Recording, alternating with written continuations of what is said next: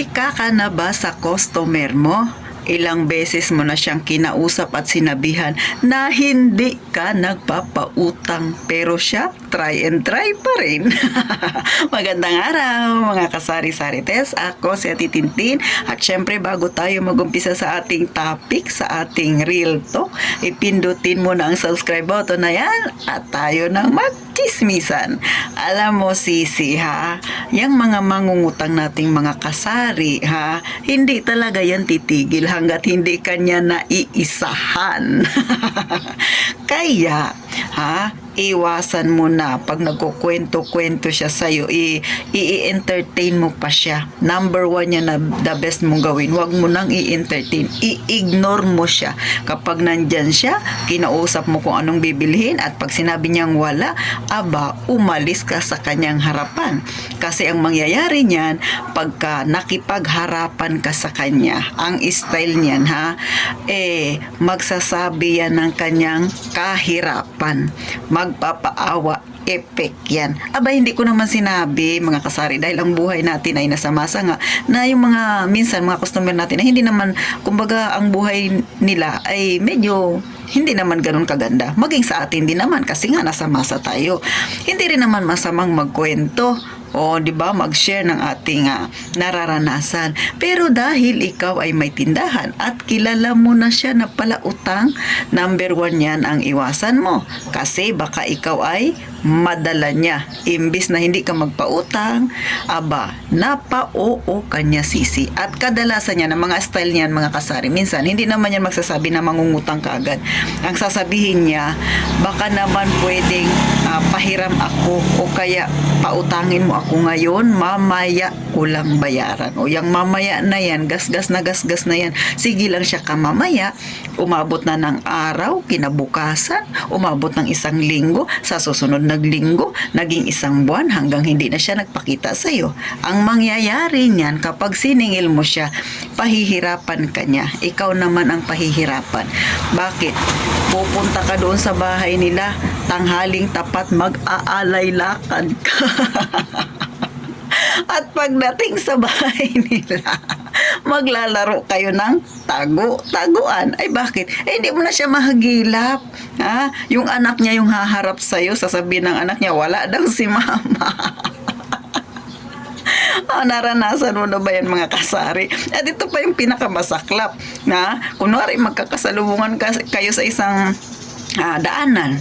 Aba, nakita mo na siya at nakita ka niya na rin. Ang gagawin niyan, hahanap ng ibang daanan niyan para hindi kayo magkasalubungan. Kahit na yung pupuntahan niyang lugar ay napakalayo, iikot yan para lang hindi niya masalubong ikaw na maniningil. O, kita mo lang yung pagpapahirap na gagawin niya sa iyo. Nag-aalay lakad ka na, nagtago-taguan kayong dalawa, di ba? Hindi mo siya mahuli-huli Sisi. Kaya ikaw na may tindahan, kung gusto mong gumulo ang buhay mo, hala sige, magpautang ka. Kung gusto mong walang katahimikan ang isip mo, hala sige, subukan mong magpautang. O, diba? Tawang-tawa si Ate Tintin. Alam nyo, ako, hindi ko yung pinoproblema sa aking tindahan, mga kasari. Bakit? Kasi hindi ako nagpapautang. Walang may utang sa akin, ha? Maliban sa nanay ko at saka sa hipag ko. Pero yung mga yan, hindi ko pinoproblema kasi nagpupusa yung magbayad, ha? Kaya hindi ako nag-iisip na hindi sila magbayad. Kaya okay na okay sila. Pero maliban sa kanilang dalawa, wala na akong pinapautang.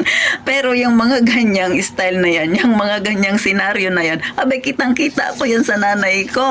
Kasi dati si mother ay nagpapahiram ng pera. Kaya si mother, laging nag-aalay lakad. Lagi silang nagtatago-taguhan ng kanyang pinautang. At salamat naman, hanggang ngayon, taon na ang binibilang, hindi pa rin siya nababayaran ng iba.